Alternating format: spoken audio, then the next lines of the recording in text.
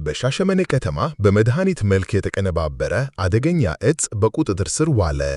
ኦነግና ኦፌኮ በቀጣይ ዓመት በሚደረገው ጠቅላላ ምርጫ ለመሳተፍ የሚያስችል አቋም ላይ እንዳልሆኑ ገለጹ። ሰላም ጤና ይስጥልን ውድና የተከበራችሁ አድማጭ ተመልካቾቻችን፣ ለዛሬም የደረሱንን አዳዲስ መረጃዎች በተለመደው ሰዓት ይዘላችሁ መተናል።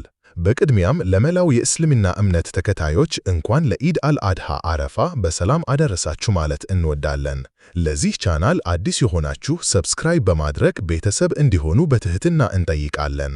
በሻሸመኔ ከተማ በመድኃኒት መልክ የተቀነባበረ አደገኛ ዕፅ በቁጥጥር ስር ዋለ። በሻሸመኔ ከተማ አስተዳደር በመድኃኒት መልክ የተቀነባበረ አደገኛ ዕፅ በቁጥጥር ስር መዋሉን የሻሸመኔ ከተማ አስተዳደር ፖሊስ ዋና መምሪያ አስታውቋል። የሻሸመኔ ከተማ አስተዳደር ፖሊስ ዋና መምሪያ የወንጀል መከላከል ክፍል ኃላፊና የዋና መምሪያው ኃላፊ ተወካይ ኮማንደር ፈይሳ ቶላ ለብስራት ሬዲዮ እንደገለጹት በሻሸመኔ ከተማ አስተዳደር ሐሩፋ ወረዳ መጂደማ ቀበሌ ውስጥ ከ360 ኪሎ ግራም በላይ በመድኃኒት መልክ የተዘጋጀ ልቁጥ አደንዛዥ ዕፅ በቁጥጥር ስር ውሏል።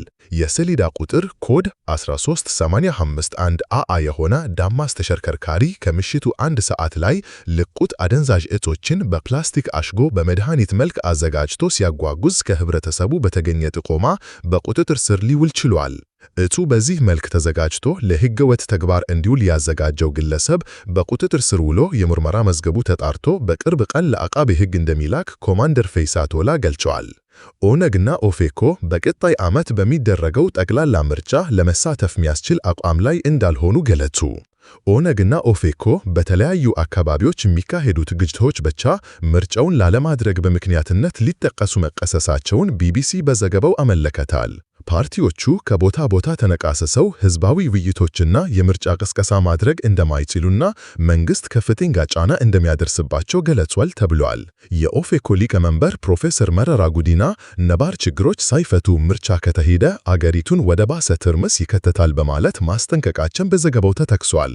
ቦርዱ ለምርጫው ቅድመ ዝግጅት እያደረገ መሆኑና ምርጫውን በተቀመጠለት የጊዜ ሰሌዳ እንደሚያከናውን ሰሞኑን አስታውቆ ነበር።